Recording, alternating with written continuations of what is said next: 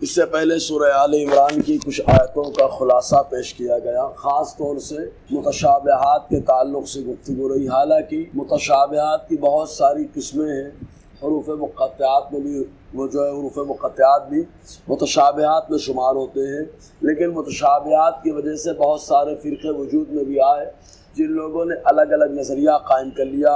مجسمہ نے اللہ تبارک و تعالیٰ کے لیے جسم و جسمانیات کو ثابت کیا، مشبہہ فرقہ وجود میں آیا، معتزلہ فرقہ وجود میں آیا جو اللہ تبارک و تعالیٰ کے وجود کے ساتھ ساتھ اللہ تبارک و تعالیٰ کے دیدار کے بارے میں بڑے عجیب و غریب خیالات پیش کرتا ہے۔ اس طریقے سے متشابہات کے تعلق سے بہت سارے فرقے وجود میں آئے، لیکن ہم اہل سنت و جماعت یہی کہتے ہیں کہ اس کا مطلب صرف اللہ تبارک و تعالیٰ اور اس کے رسول ہی جانتے ہیں، اور صحیح تعبیر یا یہ کریں کہ ایسا مطلب بتا دیں کہ نہ قرآن کے خلاف ہو اور نہ حدیث کے خلاف ہو۔ اسی لیے اللہ تبارک و تعالیٰ نے دعائیہ کلمات کے ساتھ بندے کو ذہن دیا۔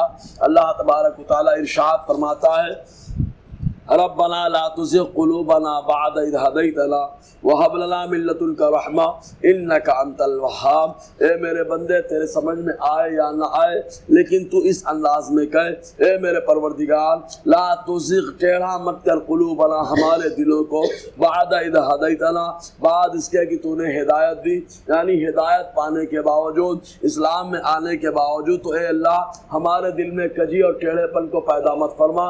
اس لیے کہ جو لوگ جن کے دلوں میں ٹیڑھا پن ہے، زیغ ہے، وہی لوگ بلا وجہ فتنہ چاہتے ہوئے متشابہات کے چکر میں پڑے رہتے ہیں اور ان کی تعویلات کے چکر میں پڑے رہتے ہیں۔ تو بندے سے اللہ تعالیٰ حکم دیتا ہے، بندے تو کہہ، اے ہمارے پروردگار تو نے ہمیں ہدایت دینے کے بعد جب ہدایت دے دی تو اب ہمارے دلوں کو ٹیڑھا مت کر۔ چنانچہ اسی دل کے تعلق سے بہت سارے معاملات کلیئر ہوتے ہیں۔ جس کا دل صاف ہوتا ہے اس کے معاملات صاف ہوتے ہیں۔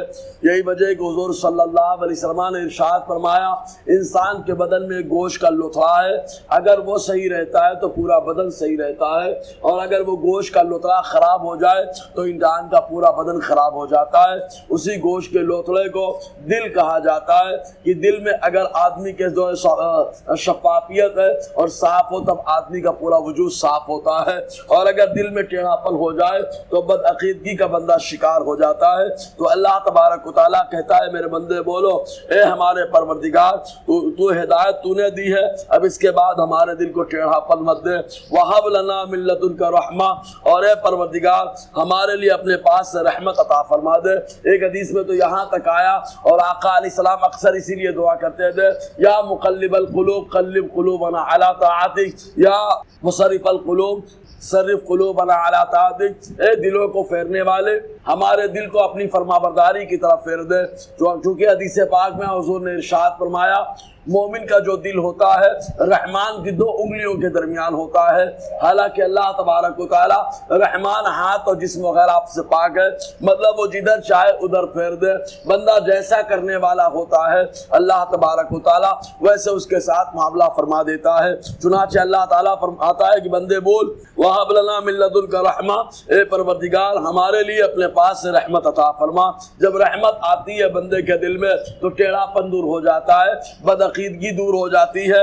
انک انت الوہاب، بے شک تو ہی عطا کرنے والا ہے۔ ربنا انک جامع الناس لیوم لا ریب فیہ، اے ہمارے پروردگار بے شک تو لوگوں کو جمع کرنے والا ہے ایسے دن کے لیے جس میں کوئی شبہ نہیں ہے، جسے قیامت کا دن کہا جاتا ہے۔ وہ ہر حال میں ہو کر کے رہے گا، ہر حال میں واقع ہوگا۔ یہ اور بات ہے، مکہ کے باشندوں کو جب کہا جاتا کہ آدمی مرنے کے بعد دوبارہ زندہ ہوگا اور محشر میں اللہ کی بارگاہ میں جواب دہ ہوگا، تو ان لوگوں کو یہ بات ہضم نہ ہوتی تھی، بہت پریشان رہتے تھے۔